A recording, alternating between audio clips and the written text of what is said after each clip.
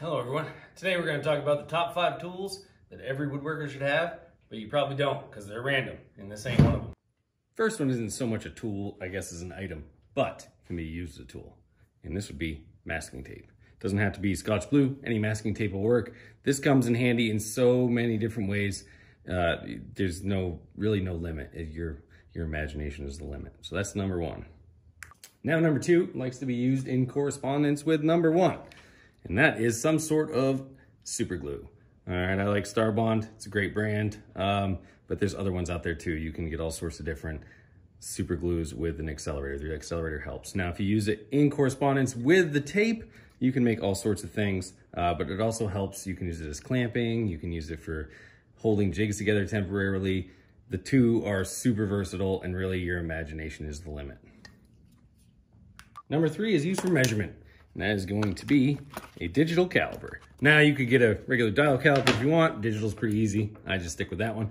This comes in handy, especially when you're milling lumber or if you're trying to measure a space. It's got a depth gauge on it so you can test your depth if you need to do like a dado or anything like that.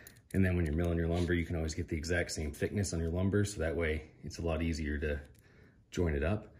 You can do your width measurement here instead of just a diameter measurement.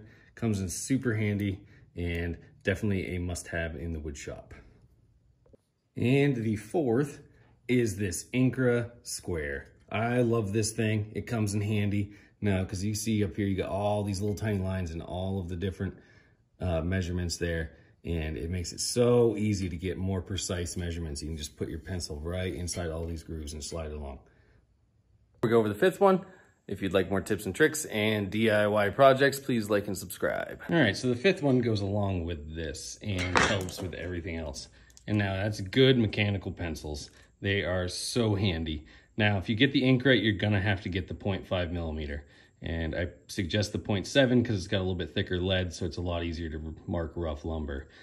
But you'll need the 0.5. That way it fits in these grooves on the Incra.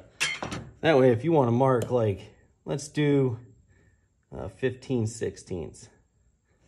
Boom, done. Now if we want to do 1 1/4, that's 1 1/8. You know, it's just super easy to mark lines and very accurate lines with it. And then you also have all the markings on the end for setting height and depth gauge.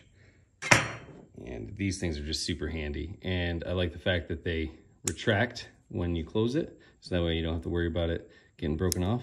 And it doesn't shoot out a bunch of lead all at one time. It just does a little tiny bit. So that way it doesn't break off on you. Thank you for watching.